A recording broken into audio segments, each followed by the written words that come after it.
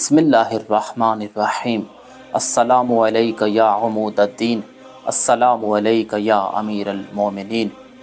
یہ ایام شہادت مولا کائنات حضرت امیر المومنین علی ابن ابی طالب علیہ السلام چل رہے ہیں، اور اسی مناسبت سے تمام مومنین کی خدمت میں تسلیت پیش کرتا ہوں۔ اور مولا کائنات علی ابن ابی طالب علیہ السلام وہ مظلوم امام ہیں جو دنیا والوں کے ظلم و ستم سہ کر آخر اپنے رب کی بارگاہ میں پہنچ گئے۔ مولا کائنات خود اپنی مظلومیت کے بارے میں فرماتے ہیں،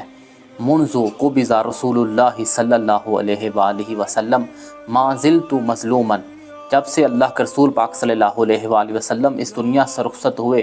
اس دن سے لے کر آج تک میں علی مظلوم ہوں۔ اور مولا کائنات کی مظلومیت کے مختلف ادوار ہیں، اور آخرکار وہی دن آ پہنچا جس دن کے بارے میں رسول خدا صلی اللہ علیہ وآلہ وسلم نے مولا کائنات کو خبر دے رکھی تھی۔ اور مولا کائنات کے قاتل کا نام ہے عبد الرحمن بن عمر بن ملجم مرادی۔ ضربت لگنے کے بعد جب ابن ملجم کو پکڑ کر امام حسن مجتبیٰ علیہ السلام کی بارگاہ میں لایا گیا، اس نے اعتراف کیا اور خود کہا، لقد سقیتہ سم شہرین، میں نے 2 مہینے تک اس تلوار کو زہر میں ڈبویا تھا، وَلَوْ قَسَّمْتُهَا بَيْنَ الْعَرَبِ لَأَفْنَيْتُهُمْ، کہ اگر میں اس ضرب کو تمام عربوں کے درمیان تقسیم کرتا تو تمام عربوں کو ہلا کر کے رکھ دیتا۔ اس قدر زہر آلود وار تھا مولا کائنات حضرت امیر المومنین علی ابن ابی طالب علیہ السلام کی جبین اقدس پر۔ اور اس زہر آلود تلوار کا اتنا اثر ہوا، جناب مولا کائنات حضرت امیر المومنین علی ابن ابی طالب علیہ السلام کے فرزند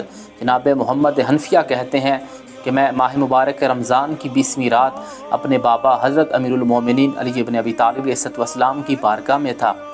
تو کیا دیکھتا ہوں، تزاید ولوج سم فی جسدہ شریف، زہر آہستہ آہستہ میرے والد کے مقدس جسم میں پھیلتا گیا، حتی نظرنا الی قدمیہ حتی احمرتا جمیعا، جب میں نے اپنے بابا حضرت امیر المومنین مولا کائنات علی ابن ابی طالب علیہ السلام کے قدم دیکھے تو زہر کی وجہ سے ان کے پائے مبارک سرخ ہو چکے تھے، یعنی اس قدر اس زہر نے اثر کیا کہ مولا کے پاؤں مبارک ہی اس زہر کی وجہ سے سرخ ہو چکے تھے۔ اور اسی کیفیت اور حالت کو دیکھ کر میں نے یہ اندازہ لگایا کہ اب ہمارے بابا ہمارے درمیان نہیں رہنے والے۔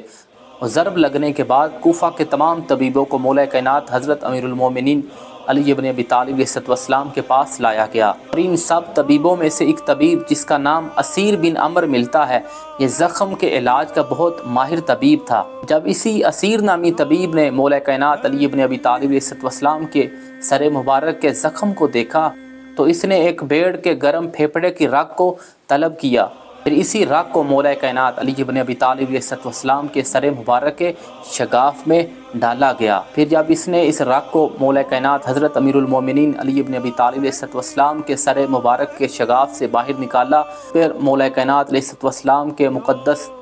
مغز کی ایک سفیدی نظر آئی۔ پھر اسی طبیب نے مولا کائنات علیہ السلام کی جانب رخ کیا اور کہتا ہے، یا امیر المومنین اہدا احدک، یا علی آپ اپنی آخری وصیت کیجئے، فَإِنَّ عَدُوَّ اللَّهِ قَدْ وَصَلَتْ ضَرْبَتُهُ إِلَىٰ أُمِّ رَأْسِكَ، دشمن خدا کی ضرب نے اپنا اثر کر دکھایا۔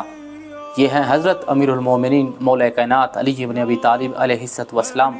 جو دنیا والوں کے ظلم و ستم سہ کر اس دنیا سے چلے گئے۔ اور یقیناً جب حضرت حجت خدا امام زمان عجل اللہ تعالیٰ فرجہ الشریف ظہور فرمائیں گے،